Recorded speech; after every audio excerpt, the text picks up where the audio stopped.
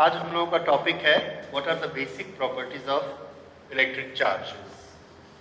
Basic properties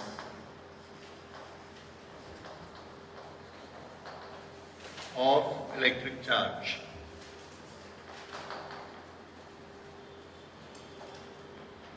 okay, electric charge में तीन तरह की बेसिक प्रॉपर्टीज होती हैं।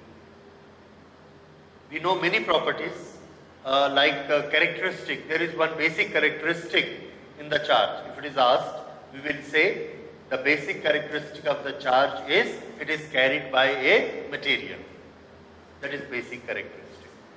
What does it do? It applies force. That is a basic characteristic. After that, we have gone through many properties, and there are three properties which are worth mentioning, and those will be the basic properties. First, we can count or we can add electric charges. That property is known as additivity. Additivity. Second property is quantization,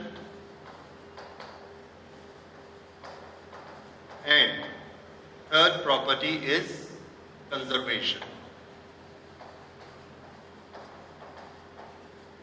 These three basic properties we will study today. Number one, additivity. Additivity means a characteristic to be added, qualified to be added. So the charges are qualified to get added. There are few things which cannot be added, like we cannot add length with mass. 3 meter cannot be added with 4 kilograms. Okay. Charges can be added with charges, but there are two types of charges, positive and negative. So how we will add them? The answer is we will add them simply by algebraic method. What is meant by algebraic method? -7 charge and +4 charge will make addition of -3. Simple. That is allowed. That is the process in charges. So additivity first. Additivity, you can also make it a note of it. Additivity, charges can be added. Charges are scalar quantities. Remember,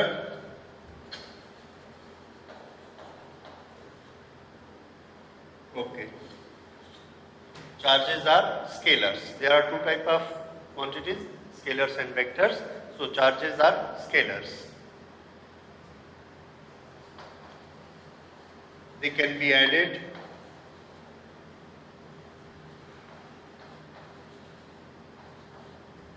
by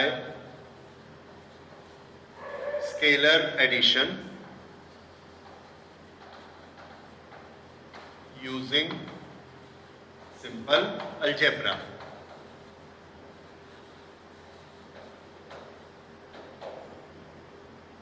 Okay, they have got algebraic sign, so whenever we add them, we have to take care of their sign.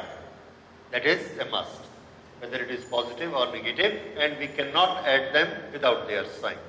This is additivity, like +4 and +3. If they are added together, it will be 7. But if there is a charge of +4 and other particle has charge -3, and we are supposed to add it, when we add it, it will be how much? +1. In the same way, a particle has charge +5, another particle has charge -5, and we add both the particles together, the net charge with the combination will be 0. This is additivity, right? Okay, now we come to the second property, and that is quantization. This is very important property, quantization. Now, how do we transfer charge? Our electron theory says the charge is transferred by transfer of electrons. Wherever electron moves, it carries a charge. Now, electron is the smallest thing we have in nature. Smallest particle we have in nature, and electron cannot be broken anymore. So wherever electron goes, it will carry a certain quantity of charge it is having. How much is that quantity?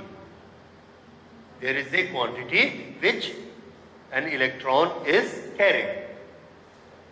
Suppose we have given a symbol to that quantity, and that quantity is E. E is charge on an electron. Later we will build up a unit of the charge, and that charge unit will be coulomb. Coulomb. This is unit of charge. It is in the honor of the scientist Coulomb. Okay.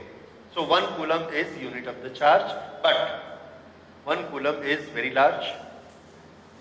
Any body has got 1 coulomb charge, it has got many electrons. So when we put parts to it, then the smallest part is 1 electron. Electron cannot be divided further, so 1 electron has got certain charge also. The charge with 1 electron is, in this language, 1.6 into 10 to the power minus 19 coulomb. For coulomb, we will use the symbol C. Okay? This is 1.6 10 to the power minus 19 coulomb. This is the charge on 1 electron. Now, consider 2 things. Number 1, charge is always carried by material. Number 2, we cannot break electron into 2. That means when 1 electron here, there is a transfer. What is the smallest particle which can transfer? 1 electron. How much charge will transfer along with it? 1.6. Right? If 1 electron transfer here, then how much charge has transferred? 1.6. If 2 electrons have transferred, then how much charge is transferred? 3.2. If 3 electrons have jumped from one particle to the other particle, then how many charges? 4.8. Okay? Like this. 3. If there are 4 particles which have jumped, 5 particles, 8 into 10 to the power minus 19 coulomb. 5 particles, 4 particles, 3 particles, 2 particles. Okay. Now this particle does not have, this body does not have any charge. This has got negative charges, and I ask you that you please transfer some negative charges from here. I want a particular quantity of charge. Let that charge be 4 into 10 to the power minus 19. 4 into 10 to the power minus 19. Can we give it? क्या आप 4 charge इसको दे सकते हैं? जब आप charge देने जाएंगे तो तरीका क्या है? इलेक्ट्रॉन का ट्रांसफर. अगर हम 1 इलेक्ट्रॉन ट्रांसफर करेंगे, 2 करेंगे, 3 करेंगे, तो इतना इतना चार्ज होगा. हमको कितना चाहिए? 4. तो 2 करेंगे तो 3.2 और 3 करेंगे तो 4.8. तो क्या हम इसको मन मर्जी 4 का चार्ज दे सकते हैं? नहीं दे सकते. तो अगर हम चार्ज की क्वांटिटी 4 रखना चाहें, we can not do it. ठीक है? ये चीज हमको समझनी है. तो चार्ज, किसी भी बॉडी पर जो चार्ज होता है वो कैसे बिल्डअप होता है? एक एक इलेक्ट्रॉन आके बैठता जाता है और चार्ज बिल्डअप होता है, या एक एक इलेक्ट्रॉन निकलता है तो चार्ज निकलते जाता है. तो ये जो चार्ज डेवलप होता है, ये चार्ज नंबर ऑफ इलेक्ट्रॉन्स पर डिपेंड करता है. अगर एक इलेक्ट्रॉन के पास E चार्ज होता है और हमने N इलेक्ट्रॉन ट्रांसफर कर दिए, M, तो कितना चार्ज उसमें आ गया? N into E. ये क्या है? Charge developed on that body. Charge developed on the body को हमने लिखा Q. तो Q किसके बराबर हुआ? N into E. What is N? Number of electrons. अच्छा, अब नंबर ऑफ इलेक्ट्रॉन्स को हम ब्रेक नहीं कर सकते. We can not make fraction. It has to be whole number, it has to be integral number. So charge on a body is integral number of charge on one electron. फिर charge on a body is integral number of charge on electron. That means charge is not a continuous quantity. अगर हमको किसी body को इतना charge देना है, this is zero level and it is this level, तो हम जो इसको चार्ज देंगे वो इस तरह से चार्ज ऐसे बढ़ेगा? नो, चार्ज ऐसे नहीं बढ़ेगा। ऐसे बढ़ेगा का क्या मतलब? 0.1, 0.2, 0.3, 0.4, 0.6, 0.7, क्या चार्ज ऐसे बढ़ता है? नहीं बढ़ता। तो चार्ज कैसे बढ़ता है? पहले इसका चार्ज कितना है? Zero, zero. हमने एक इलेक्ट्रॉन दिया तो ये कितना हो गया? 1.6। फिर ये 1.6 है, फिर हमने एक इलेक्ट्रॉन दिया, ये कितना हो गया? 3.2। फिर हमने एक इलेक्ट्रॉन दिया, ये कितना हो गया? 4.8। फिर एक इलेक्ट्रॉन दिया, this is 6, like it will go on increasing. तो जब हम इलेक्ट्रॉन देंगे तो वो एक स्टेप ऊपर चढ़ जाएगा, कितना? 1.6 का स्टेप, और नहीं देंगे तो 1.6 नीचे उतर आएगा। बीच की वैल्यू उसके पास खड़े होने के लिए नहीं। यानी स्लोप में क्या होता है? लगातार हम ऊपर चढ़ते हैं, किसी भी हाइट पे रुक सकते हैं। क्या इलेक्ट्रॉन की क्वांटिटी किसी भी क्वांटिटी में रुक सकती है? नो। उस क्वांटिटी को कैसा होना चाहिए? Integral multiple of 1.6। So this is our principle of quantization. तो principle of quantization में हम क्या नोट करेंगे?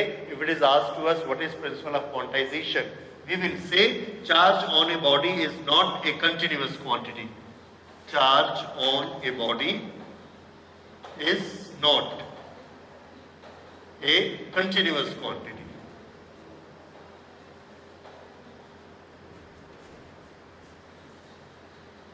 Continuous quantity. It increases in steps of E.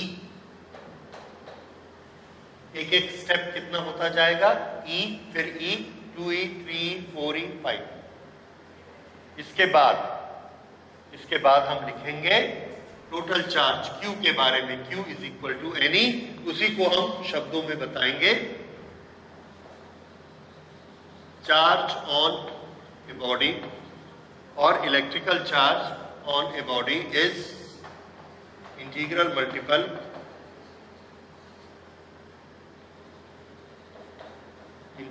Multiple of charge on an electron. Charge on an electron, तो ये इतना, ये Q is equal to N। This may be positive, this may be negative. Positive कब होगा, negative कब होगा? When electron is entering it is negative, and when electron is withdrawn then the body will become positive. So this is our principle of quantization. यहां से लेके यहां तक सिर्फ 2 लाइन, ठीक है? So this is principal of quantization. Conservation of charges.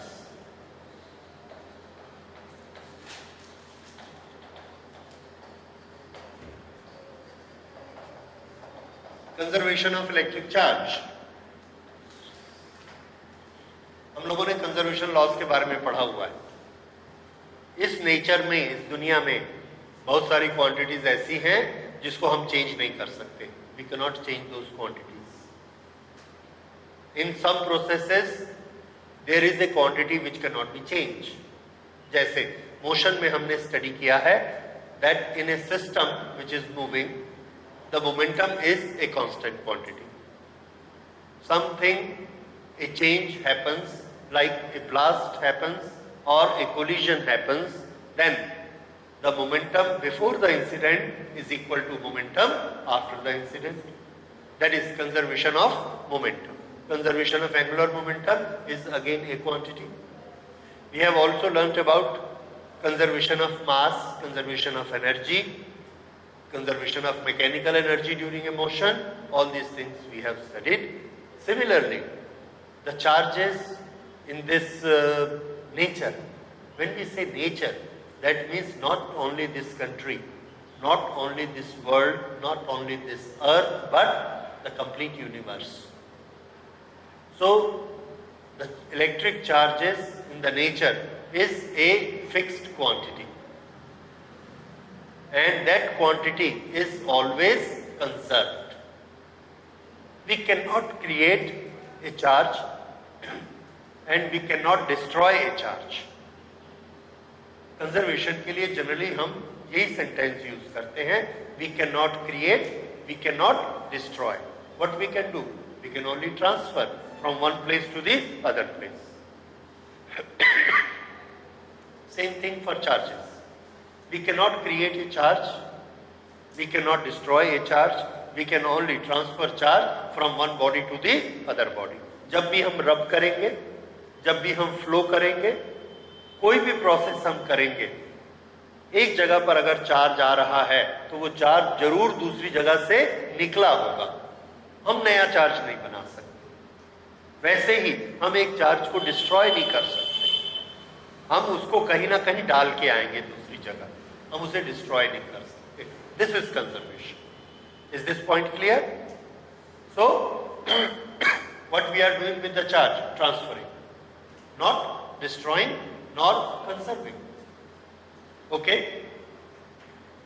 अब ये जो चीज है, this is true for any individual charges and individual और isolated single charges. And for that we make this rule, we make one example, and that example is uranium, U-238. U-238. This is a radioactive material. If we leave it here, it will start or it will keep on disintegrating itself. अपने आप ये टूटता जाता है और इसमें से कुछ पार्टिकल्स निकलते हैं, कुछ एनर्जी निकलती है, जो कि बड़ी स्पीड से पार्टिकल जाते हैं और एनर्जी जाती है, जिसको हम क्या कहते हैं? Radiation. What is that? Radiation. And this activity is known as radio activity. What is radio activity? A very heavy nucleus spontaneously, means अपने आप spontaneously disintegrate into different, and some small particles keep on radiating from it. This activity is known as radioactivity. अब उसको हम कुछ नहीं कर रहे हैं, वो अपने आप होती है, that is spontaneous. हमने इसको चेक किया, हमारे पास U-238 था. थोड़ी देर बाद हम इसको देखते हैं तो हमको कुछ पार्टिकल थोरियम के मिलते हैं इसमें, और वहां पर हीलियम गैस मिलती है. दोनों को फिर से हमने नापा. This has got mass 234, this has got mass 4. आप देख रहे हैं, this shows conservation of mass 238. फिर हमने इसके चार्जेस देखे, इस न्यूक्लियस पर चार्ज देखे, तो इस न्यूक्लियस पर चार्ज थे 92, इसके पास चार्ज था 90 और इसके पास चार्ज होता है +2. ये न्यूक्लियस के पास जो चार्ज होते हैं, we are not talking about electrons. Nucleus जो अंदर में रहता है एटम के, उसके charges. So we see after the incidence of breakage, what do we see? The charges are 92. Before breakage, how much it is? 92. So it is conserved. This is one example. Right? So ये हम लोगों का first part है conservation of charges का. And isolated, that means individual charge can neither be created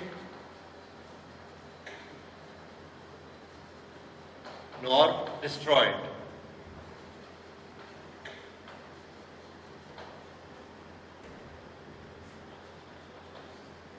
can only be transferred.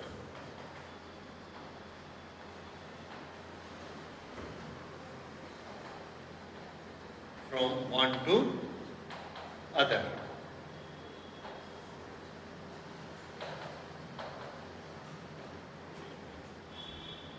And this is example.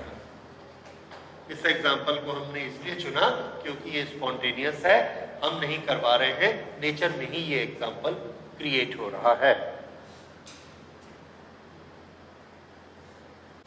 एक बड़ी interesting story है। अभी तक जो हम लोगों ने कंजर्वेशन लॉज लिए थे, मोमेंटम का कंजर्वेशन, मास का कंजर्वेशन और चार्जेस का कंजर्वेशन, इसी तरह से और बहुत सारी चीजों के कंजर्वेशन थे। अच्छा, अब जैसे जैसे साइंस बढ़ते चली गई उसमें और प्रोग्रेस हुई और एटम बॉम्ब का डेवलपमेंट हुआ। एटम बॉम्ब में बहुत सारी एनर्जी निकलती है।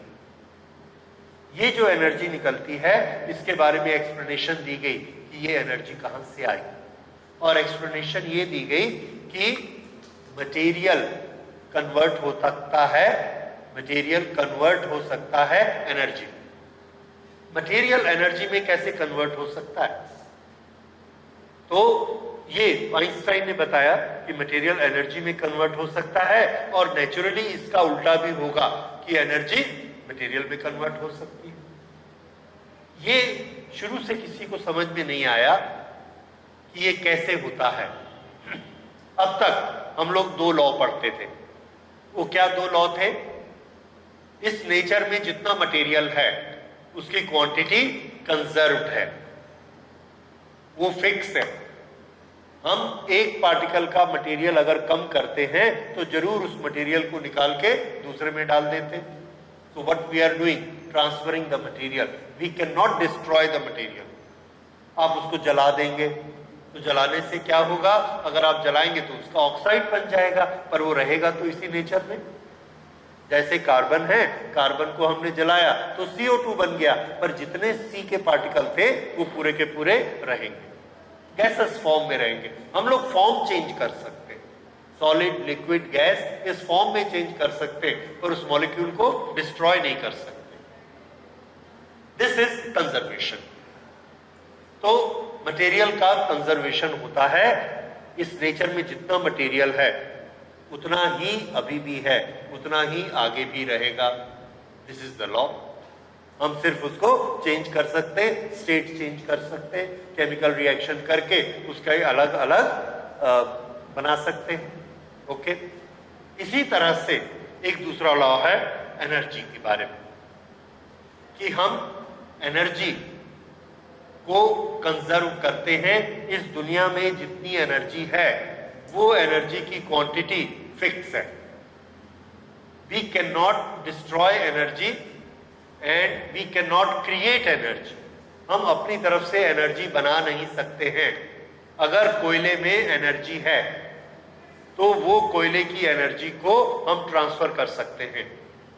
हीट, कोयले के अंदर केमिकल एनर्जी है, C plus O2, there will be a chemical reaction and that chemical energy will be released as energy of heat. उस हीट एनर्जी से हम स्टीम बनाकर उससे मैकेनिकल एनर्जी बना सकते हैं।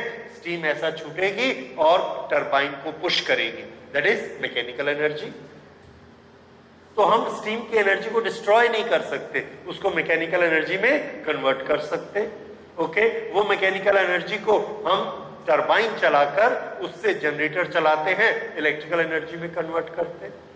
इस तरह से आपने पढ़ा हुआ है, we can change the forms of energy but we can not destroy the energy. Similarly we can not make the energy ourselves, we can not create the energy ourselves, we have to borrow energy from something. कहीं ना कहीं से हमें लेनी पड़ेगी। So that was conservation of mass and conservation of energy. लेकिन Einstein ने बोला कि ये प्रिंसिपल भी ठीक नहीं है, इसमें और थोड़ा चेंजेस हैं। किस तरह के चेंजेस उन्होंने किए? उन्होंने ये कहा कि हम मास को डिस्ट्रॉय कर सकते हैं, एनर्जी को भी हम डिस्ट्रॉय कर सकते हैं और हम एनर्जी को क्रिएट भी कर सकते हैं। तो इस बात पर बहुत हल्ला मचा कि सालों से हम ये लॉ पढ़ते आ रहे हैं, इस लॉ को प्रूफ करते आ रहे हैं, आप उसको कैसे गलत कह सकते? तो ही सेड कि एक चीज याद रखिए, मैं ये नहीं कहता कि हम भगवान हैं और हम कुछ बना सकते हैं, नो, ये तो हम सब मानते हैं कि हम ट्रांसफर कर सकते हैं एक से दूसरे फॉर्मेट। तो उनका ये कहना था कि इस दुनिया की जो ताकत है, वो ताकत या इस दुनिया के जो कंटेंट्स हैं, इस दुनिया के पास क्या है, तो हम बोलेंगे इस दुनिया के पास ये है, ये है, ये बॉडी है और एटमॉस्फेयर है, ये सब चीजें हैं। दुनिया के पास धूप है, पानी है, एनर्जी है, लाइट है, हीट है। तो इस दुनिया के पास कुछ चीजें ऐसी हैं जो हमने एनर्जी कैटेगरी बनाई हुई है, जिनके पास मास नहीं होता। कुछ चीजें ऐसी हैं जिनके पास मास होता है। तो इस दुनिया के पास या तो मटेरियल है जिसके पास मास है, या एनर्जी है जिसके पास रेडिएशन है, भले उसके पास मास नहीं। ये दो चीजों से मिला के दुनिया बनी। यहां तक बात समझ में आई? तो उनका यह कहना था कि दोनों चीजों की क्वांटिटी है। जैसे इस दुनिया में 100 kg मास है और 100 यूनिट ही एनर्जी है। मान लो एक example, 100 unit mass, 100 unit energy. तो उसने कहा कि हमारे लिए ये पॉसिबल है, नेचर का एक नियम है कि 100 और 100 जो 200 है, ये 200 कंजर्व होता है, ये कभी नहीं बदलता है। हम क्या कर सकते हैं? हम ये कर सकते हैं कि जो 100 यूनिट मास है उसका एक यूनिट हम तोड़ दें और डिस्ट्रॉय कर दें, तो इस दुनिया में मास कितना रह जाएगा? 99। अगर इस दुनिया में मास 99 हो जाएगा, 100 में से हमने एक माइनस कर दिया है 99। तो ये जो एक को हम डिस्ट्रॉय करेंगे, 1 को, इसको डिस्ट्रॉय करके हम क्या बना सकते हैं? एनर्जी। पहले एनर्जी कितनी थी? 100। अब हमने ये 1 एनर्जी बना दी। एनर्जी कितनी हो गई? 101। मास प्लस एनर्जी कितना है? 200। पहले भी मास प्लस एनर्जी कितना था? 200। एक और मास को हमने डिस्ट्रॉय कर दिया, तो मास कितना रह गया? 98। इस एक को हमने क्या बना दिया? एनर्जी। तो ये कितनी हो गई? 102। टोटल अभी भी कितना है? 200। टोटल नहीं बदल रहा है। ये नियम, इसमें क्या चीज है? एक मास और एक क्या है? एनर्जी। तो आइंस्टाइन के समय ये वाला नया फीचर आया, that in this universe, in this nature, the sum of mass and energy is a constant. The sum is a constant. We can always destroy the mass and convert it into energy. We can convert energy into mass, but total we cannot change. The sum of mass and energy is conserved. तो उन्होंने तब ठीक है, लोग satisfy हो गए कि ठीक है, आप मास में से एनर्जी को कन्वर्शन कर सकते हैं। उसके बाद आइंस्टाइन ने उसका मैथमेटिकल मॉडलिंग बनाया, उसको बताया कि जब आप मास को कन्वर्ट करेंगे तो क्या होगा। तो उनका यह कहना था कि जब आप मास को कन्वर्ट करते हैं तो उसकी एनर्जी बनती है, उसका एक फिक्स फॉर्मूला होता है। कैसे फॉर्मूला होता है? मास को हम हल्का करते जाएं, सपोज तोड़ते जाएं, हल्का करते जाएं, बड़ा, तो वो हल्का होते जाता है, और साथ ही साथ वो जो पहले डेंस था, डेंस से अब वो रेयर होते चला जाता है। वो मिठाई देखिए, बुढ़े का बाल, क्या करते हैं? उसमें शुगर को फैलाते हैं और वो ऐसा फूल जाता है, इतना बड़ा।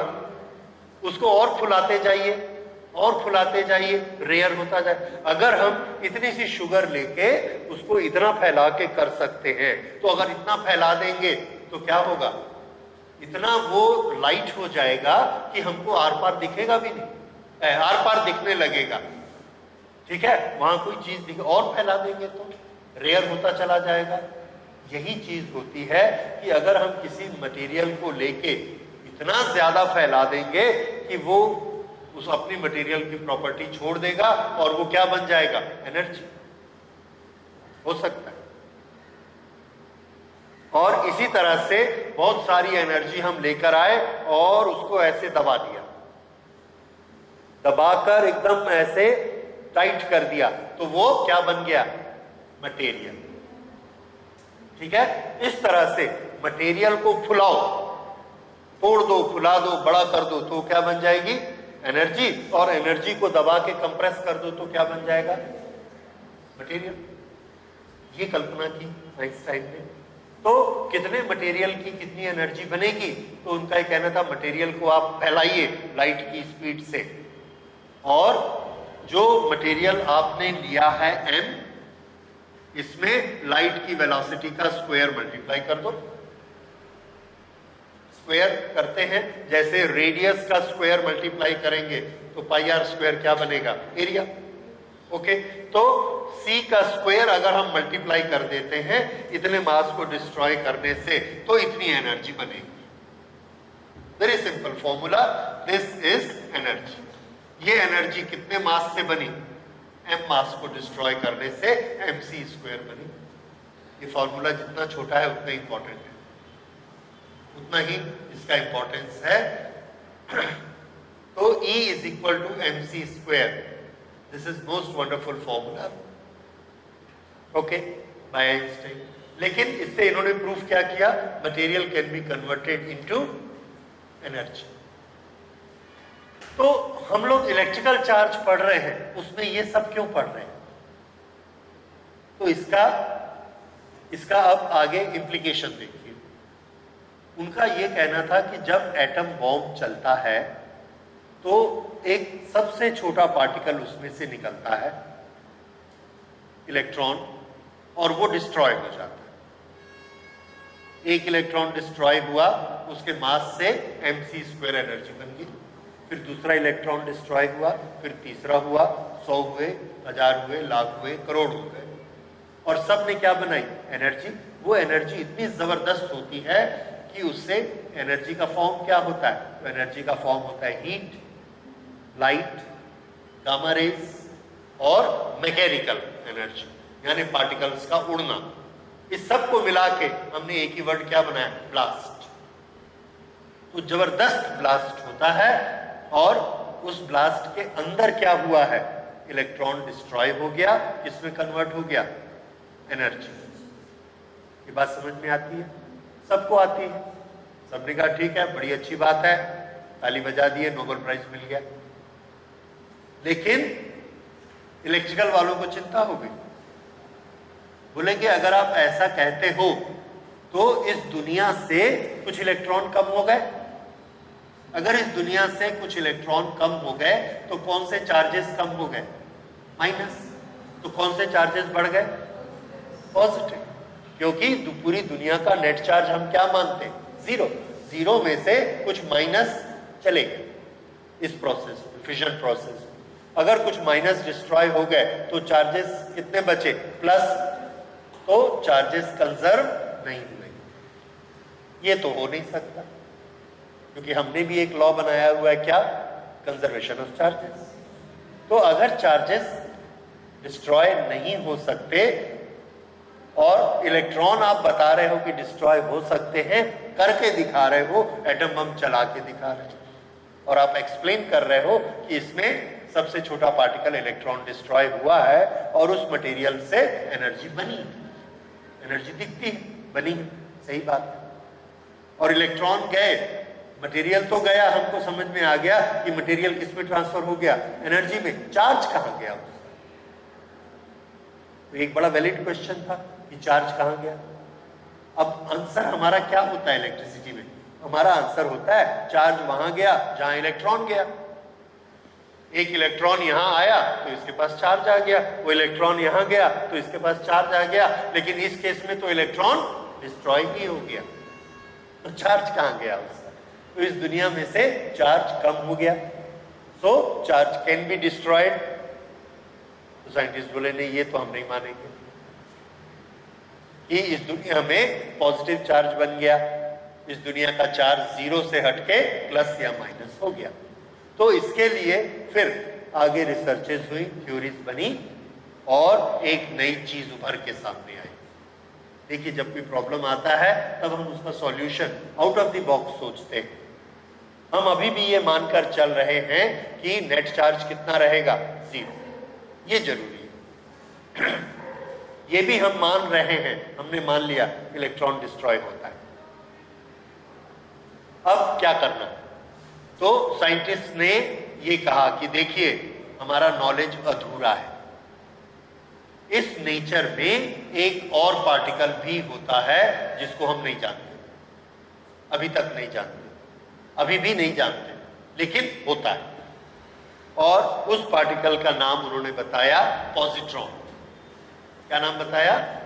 पॉजिट्रॉन। ये जो पार्टिकल है पॉजिट्रॉन, ये इसका नाम इलेक्ट्रॉन से मिलता जुलता है। तो पॉजिट्रॉन क्या होता है? तो उनका ये कहना था कि जिस तरह से इलेक्ट्रॉन होता है उसी तरह से पॉजिट्रॉन भी होता है, एक पार्टिकल। इसका मास ऑफ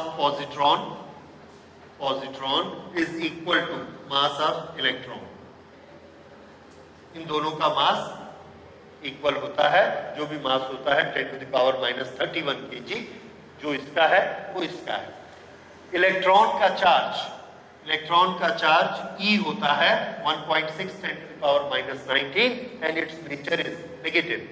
पॉजिट्रॉन का चार्ज भी E होता है, अगेन 1.6 10⁻⁻19, पर इसका नेचर कैसा होता है?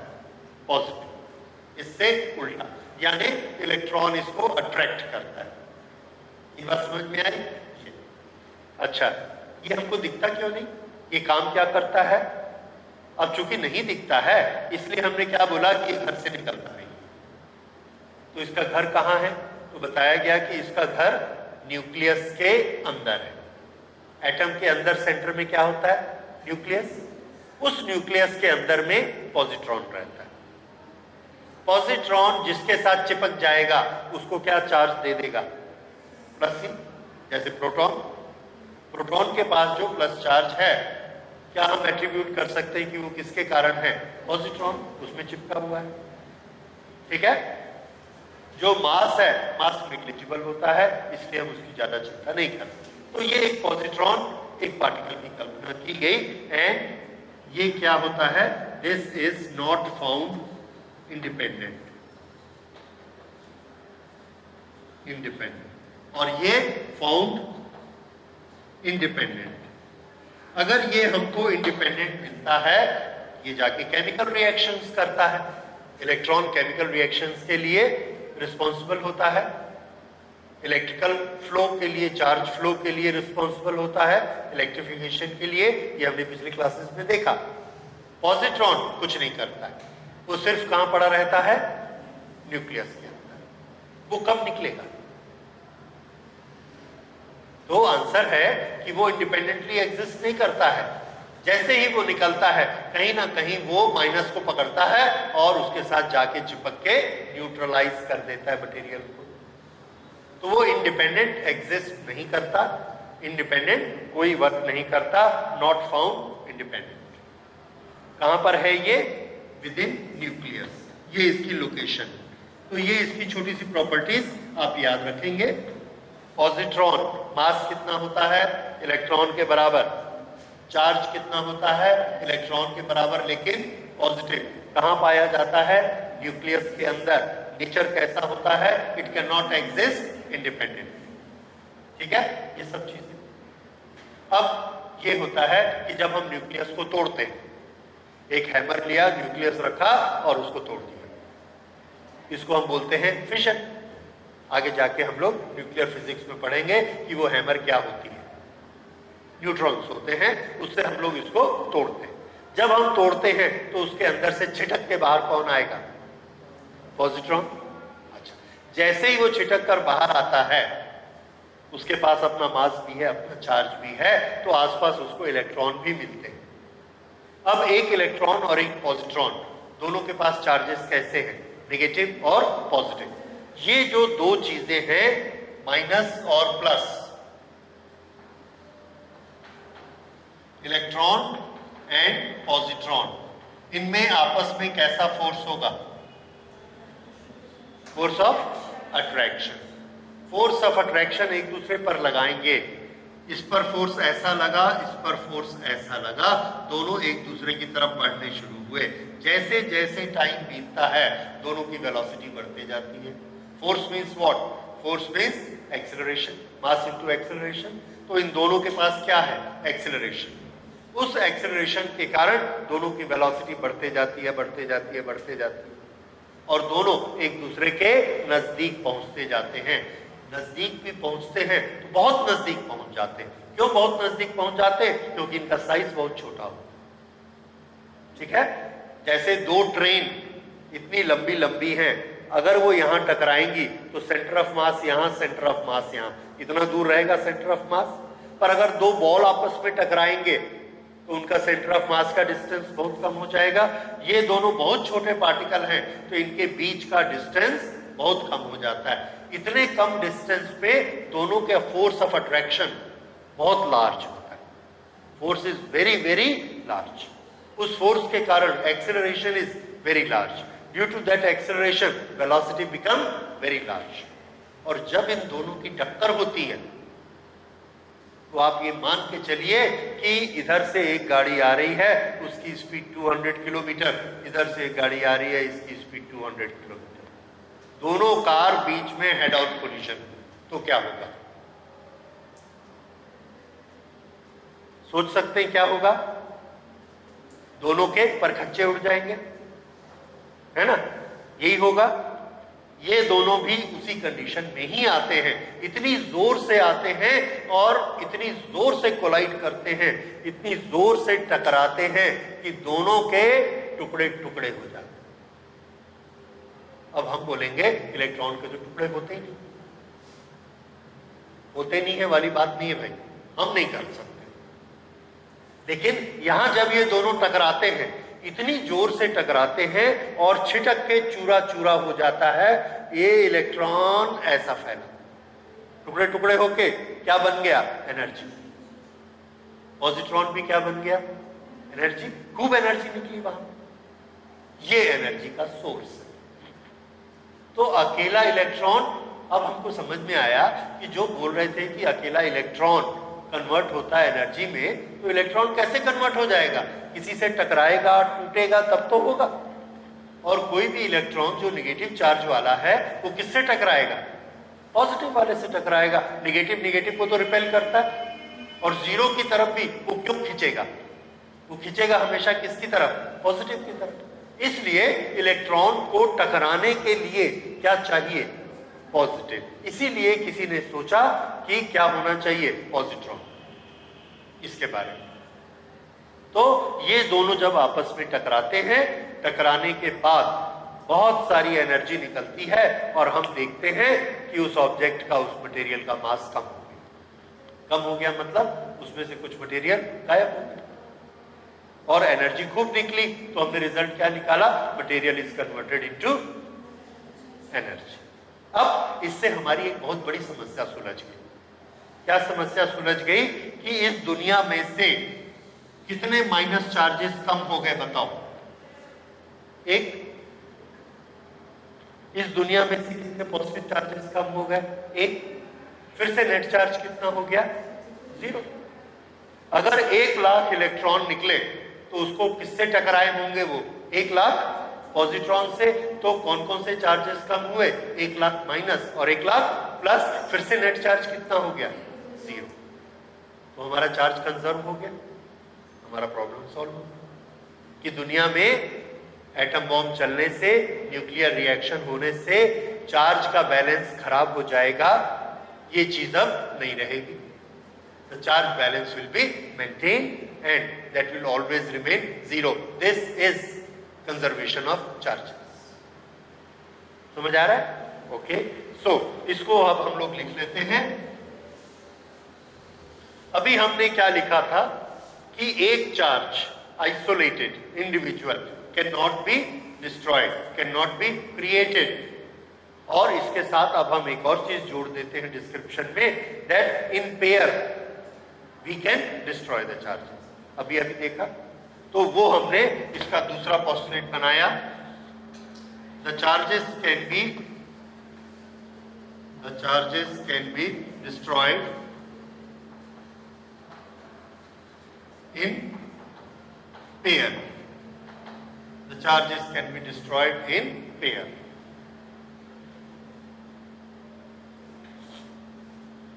एग्जाम्पल,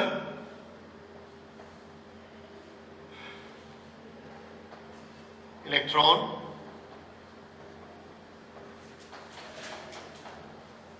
positron,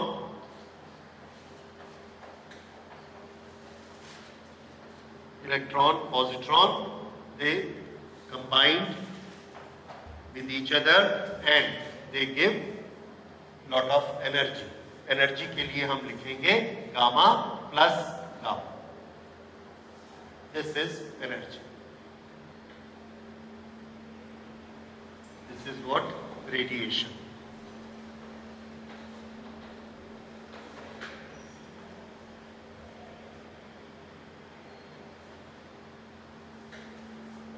ये जो प्रोसेस होती है इसका हमने एक छोटा सा नाम भी दिया।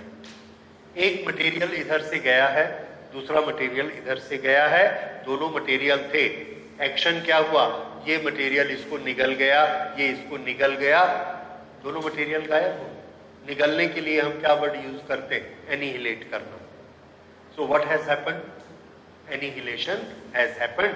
तो इसके लिए हमने प्रोसेस का नाम दिया एनिहिलेशन।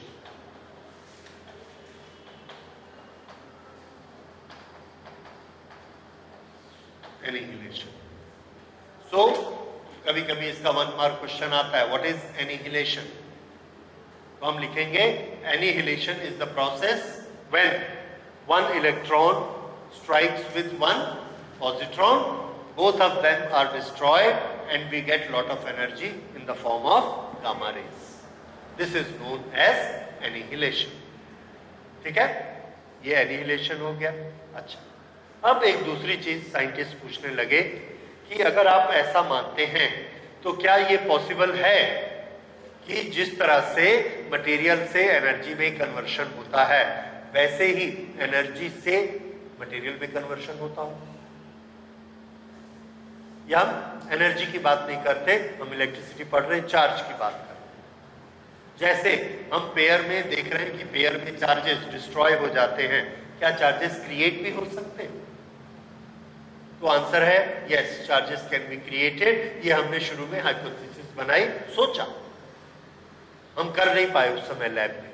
क्या सोचा कि अगर रेडिएशन, सबसे स्ट्रॉन्ग रेडिएशन होता है गामा रेस का, गामा रेस का रेडिएशन आया, अपने साथ एनर्जी लेके आया, उस एनर्जी को हमने पकड़ लिया, पकड़ के कैप्चर कर लिया, कैप्चर करके दबा दिया, उसका एक मटेरियल बन जाना चाहिए। सबसे छोटा मटेरियल क्या होता है? इलेक्ट्रॉन। तो उसका एक इलेक्ट्रॉन बन जाना चाहिए। ठीक है, तो उसके बेसिस पर हमने ये कहा कि गामा रेस कन्वर्ट होंगे और कन्वर्ट होके हमको मटेरियल देंगे। अब अगर वो मटेरियल देंगे और वो मटेरियल इलेक्ट्रॉन होगा तो प्रॉब्लम फिर पैदा हो गया कि इस दुनिया में कौन सा चार्ज आ गया? माइनस। तो जीरो वाला बैलेंस बिगड़ गया, ये नहीं हो सकता। तो उसका सॉल्यूशन क्या है? अब तो आप भी सॉल्यूशन बता सकते हैं।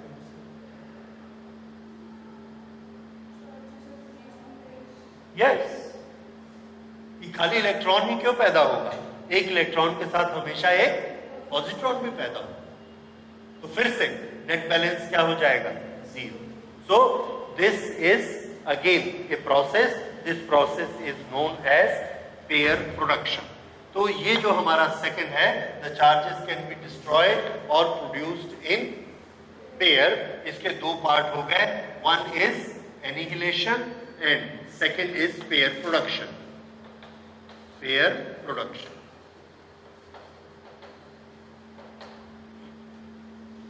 pair production, when radiation in form of gamma rays strikes a heavy material,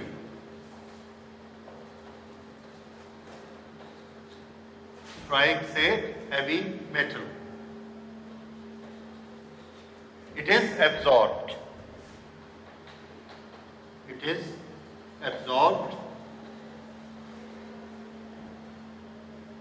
Absorbed मतलब वो क्या हो गया? Destroy.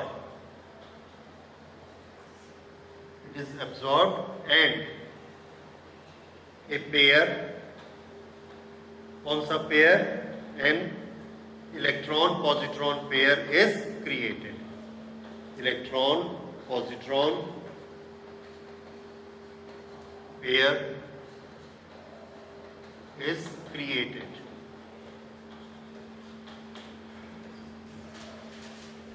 और इसका इक्वेशन के साथ में लिख लेते हैं, गामा रे और ये गामा, ये दोनों स्ट्राइक करते हैं किसी हैवी मेटल पर, लाइक प्लेटिनम मेटल, और हमें क्या मिलेगा? -E प्लस E, इलेक्ट्रॉन और पॉजिट्रॉन, ये दोनों मटेरियल। ये क्या है? रेडिएशन, ये है मटेरियल। लेकिन मटेरियल में जो चार्ज हमको कैसे मिलेंगे? एक नेगेटिव और एक positive. So charges are conserved. So charge conserve रखने की दो प्रोसेस और कौन सी हो गई? Annihilation and pair production. जाना है तो जोड़ी में, और अगर क्रिएट होना है तो भी जोड़ी में, पेयर में। ठीक है? So this are conservation rules और conservation laws. So total material जो है, इसमें टोटल चार्जेस इस दुनिया में कंजर्व होगा।